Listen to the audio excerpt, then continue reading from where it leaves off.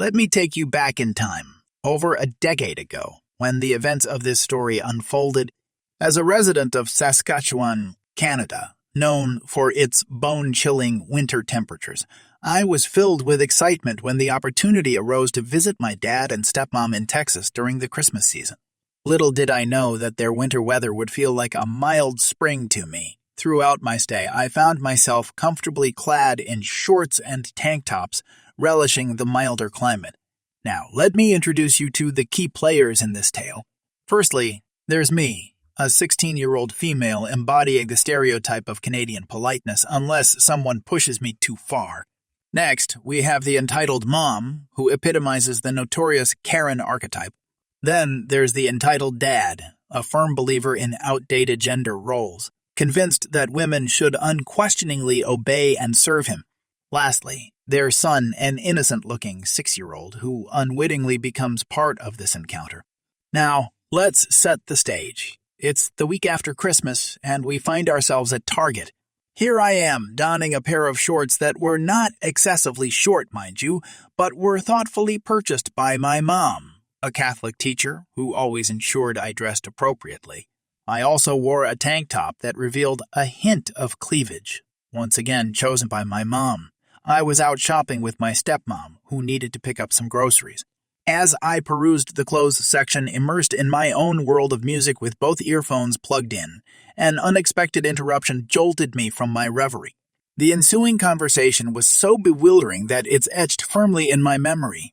Entitled, Mom E.M., Where are your parents? Nay, I'm sorry, what? Is something wrong? E.M., I asked, Where are your parents? Or are you too stupid to understand? Nay, lady, I don't know what your problem is, but please leave me alone. E.M., no, where are your parents? Nay, may I ask why you want to know? E.M., because you're too young to be by yourself and dressed like that. I'm calling the police. Nay, what? Listen, lady, I'm old enough to browse clothes alone, and there's nothing wrong with my outfit. E.M., yes, there is. Didn't your parents teach you to respect yourself? Me, okay, listen, I'm not from around here. I'm just visiting for Christmas. Please, leave me alone. E.M., no, you're lying. I know you're from here. You need to learn to dress appropriately for the weather. Just then, a towering figure over 6 feet tall approached. He was accompanied by his son, whom he was dragging along. It's important to note that, at the time, I stood at a mere 4 feet 7 inches, significantly shorter than my peers. Nevertheless, anyone could see that I was unmistakably a teenager, not a child. Entitled, Dad, 80. What's happening here? E.M., I was simply telling this young girl that she should wear proper clothes. Nay, and I was just explaining that I'm not from here. I live in Saskatchewan. A.D., that place doesn't exist. Stop lying. My wife is right. We homeschool our child because of people like you. We don't want him to be corrupted. Nay, actually, it does exist. It's a province in Canada. E.M., shut up. No one asked for your opinion. Nay, turning to the dad, so you think people like me are the reason you homeschool your son. Maybe if he went to school, he would learn where Canada is. E.M., starts screaming even louder you're from here, and you enjoy dressing like that. You're a cheap witch, and your mother is probably the same. At this point, my anger reached its peak. My mom, being a single parent as my dad was never truly present in my life, had raised me to be strong. Say what you want about me, but when it came to defending my mom, I had no mercy. With determination, I marched towards the front of the store, knowing that employees would be there to assist. The entitled mom and dad trailed behind, still clutching their son's hand. Nay, listen carefully and listen well. I am not from Texas. I am from Saskatchewan, Canada. I do not have your southern accent. I am not a child, and I am neither dressed nor behaving inappropriately. A.D., seething with anger, invaded my personal space, his voice escalating as he threatened to have me arrested. His proximity was so close that I could feel the spray of his spit hitting my face. He then grabbed me, claiming I would be imprisoned from that moment onward. That was when I took action. Swiftly, I delivered a well-aimed knee strike to his vulnerable area, and as he crumpled in pain, I followed up with a powerful kick to his face. He lay on the ground, one hand shielding his injured face and the other gripping his pelvis. I had landed a solid blow, and I felt a sense of pride. By this time, security had been summoned, and the police were on their way.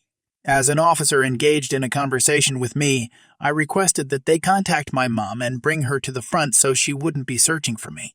The request was fulfilled, and as I waited for her arrival, I began explaining the incident to the officer. I presented my identification, which clearly indicated that not only was I indeed from Saskatchewan, but I was also only 16, thus a minor. Oh, how much more trouble the entitled dad was about to find himself in. My mom arrived at the scene, seething with fury. The officer inquired if I wished to press charges, and I inquired about the process as a minor residing in Canada. The officer explained the necessary steps, and I agreed to move forward. However, I also expressed my concerns to the officer regarding the well-being of the young boy.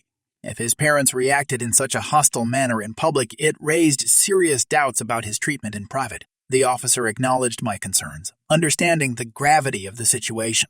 Emergency medical services were summoned for both ED, who may have suffered a broken nose, courtesy of my kick, and for me, as a precautionary measure to assess any potential injuries. I was given a clean bill of health. The boy's grandmother was contacted to come and pick him up. She appeared genuinely kind and sincerely apologetic for her son and daughter-in-law's behavior. As I departed with my mother, I glimpsed AD and EM seated in the back of 2 police cars. Aftermath. While I don't possess all the intricate details, I can share what I know about the aftermath. In my case, EM was found guilty of harassment, and ED faced charges of harassment and assault against a minor. Moreover, the police conducted a search of their vehicle and property, which resulted in the discovery of a significant quantity of illegal drugs. As a result, they faced additional legal consequences that would likely keep them behind bars for an extensive period of time. Many years ago, as I leisurely roamed the aisles of Walmart, searching for irresistible deals on things I didn't really need, my attention was captured by the presence of a stunning woman in her early 30s. I found myself standing amidst the tool and car section, contemplating a better impact tool and some high-quality floor mats for my beloved truck. Suddenly, she appeared, breaking the silence with cheerful "Yo-hoo, I need some help." In that moment, I couldn't help but notice the fashion faux pas I had unknowingly committed. You see, I have a fondness for vests, and on that particular day I had opted to wear my sparkly, light blue vest with delightful swirls and tassels. Its resemblance to the attire worn by Walmart employees became evident to me, although it was far more flamboyant. Despite this minor wardrobe misstep, I decided to extend my assistance to the lady, thinking that lending a hand wouldn't do any harm. "Certainly, how can I help you?" I replied with a smile. She explained that she needed a video game from a locked cabinet and wondered if I could retrieve it for her. Amused, I chuckled slightly and attempted to clarify the situation, assuming she required help with something heavy, hard to reach, or perhaps finding a specific item. "Actually, I don't work here, and I don't have access to those cabinets," I explained.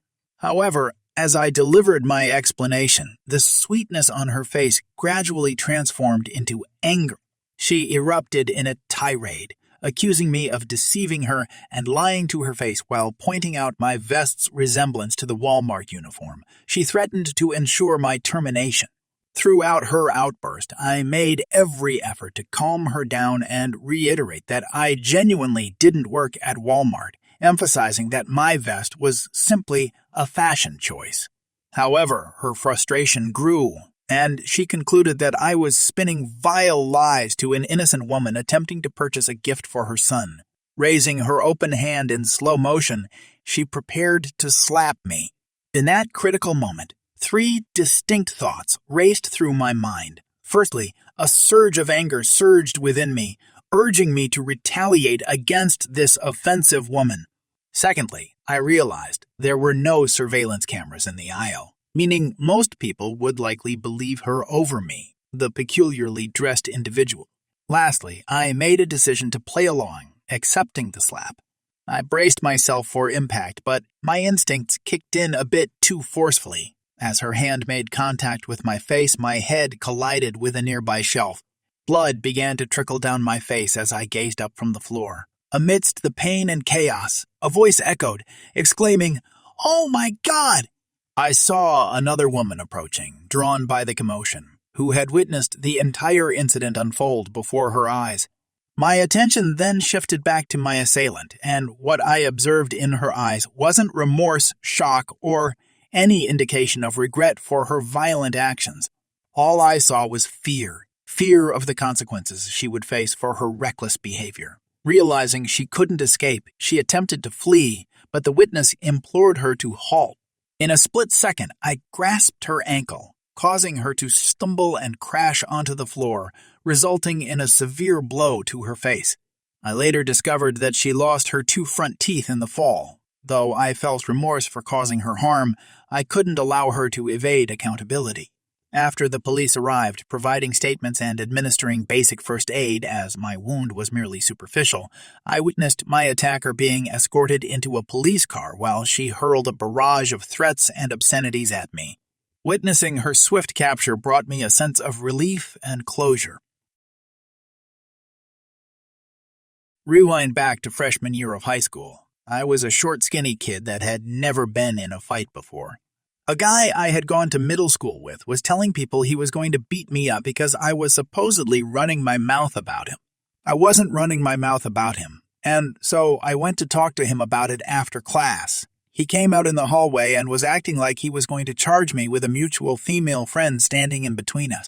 I had no plans of fighting, and kept my backpack on while he was putting on his show. Thankfully, it fizzled out with a threat from him that I better keep my mouth shut.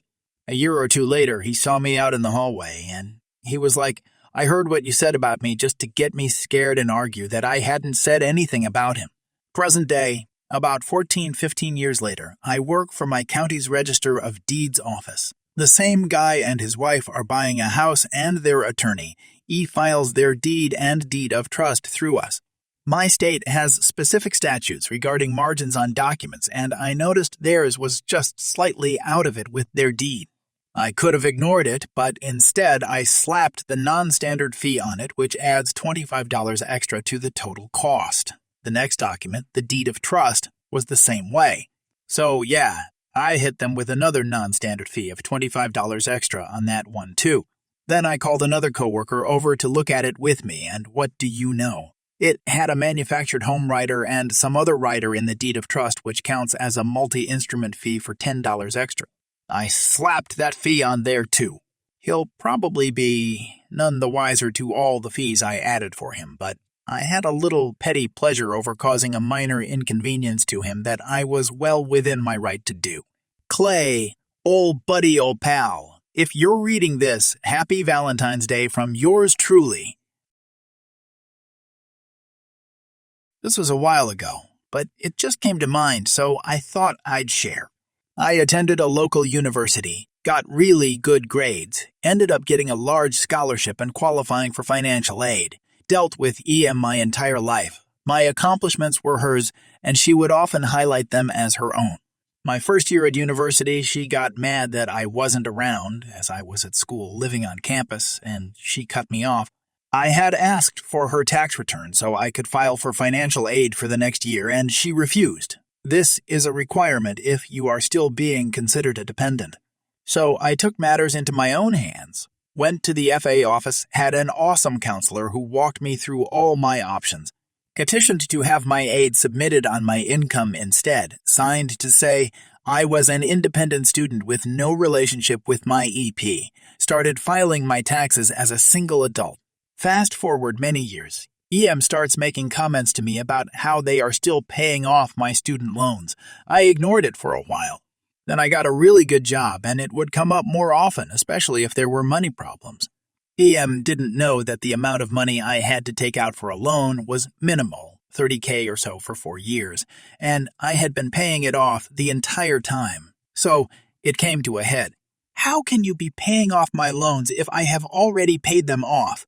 She was shocked. I knew. Then everything came into focus because I hadn't been asking for EM's returns. They couldn't claim me on taxes anymore. It was one of the proudest moments of my life. Edit. clarifying that EM had taken out a very small loan, but then tried to get me to pay off her own student loans later after she refinanced that small one plus all of hers into one.